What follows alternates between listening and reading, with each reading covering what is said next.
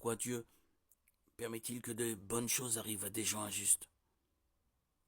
Cette question ressemble à sa corollaire. Pourquoi Dieu permet-il que de mauvaises choses arrivent à des gens de bien? Les deux questions se rapportent à la troublante injustice dont nous sommes témoins quotidiennement. Dans le psaume 73, le psalmiste se pose les mêmes. L'âme en proie à une détresse et à une agonie terrible. Il écrit « Toutefois mon pied allait trébucher. Mes pas étaient sur le point de glisser car j'étais jaloux des vantards en voyant le bien-être des méchants. » Psaume 73, 2, 3. L'auteur de ce psaume, Asaph, était chef d'un des chœurs du temple. Il n'était manifestement pas quelqu'un d'aisé, mais il avait dédié sa vie au service de Dieu. 1 Chronique 25. Pourtant, comme nous, il avait connu des difficultés et remis sa vie en question face à l'injustice. Il avait vu les gens mauvais autour de lui suivre leur propre voie et jouir de tous les plaisirs et richesses du monde en amassant des trésors. Alors il s'est plaint. Rien ne les tourmente jusqu'à leur mort et leur corps prend de l'embonpoint. Ils n'ont aucune part aux souffrances humaines. Ils ne sont pas frappés comme le reste des hommes. Psaume 73, 4, 5.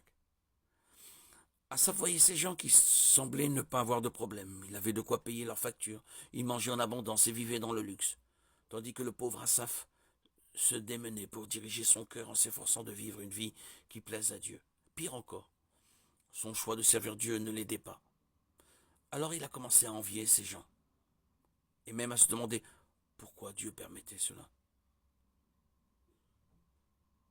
Combien de fois nous arrive-t-il la même chose qu'à Asaph? Nous consacrons nos vies au service de Dieu, puis nous voyons les méchants et les impies qui nous entourent obtenir de nouveaux biens, de belles maisons, des promotions et de beaux habits, alors que notre propre budget est serré. La réponse est dans la suite du psaume. Asaph a continué à envier ces méchants jusqu'à ce qu'ils prennent conscience d'une chose très importante. Quand il est finalement entré dans le sanctuaire de Dieu, il a compris leur destinée finale. Quand j'y réfléchis pour comprendre cela, la difficulté a été grande à mes yeux, jusqu'au moment où je suis entré dans le sanctuaire de Dieu et où j'ai prêté attention au sort final des méchants. Oui, tu les places sur un terrain glissant, tu les fais tomber dans les ruines, et voilà, en un instant ils sont détruits, ils sont disparus, anéantis par l'épouvante. Comme un rêve qui se dissipe au réveil. Seigneur, à ton réveil, tu repousses leur image. Ceux qui ne jouissent que de richesses terrestres temporaires sont en fait des mendiants spirituels.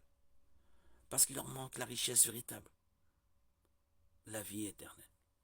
Psaume 73, 16, 20.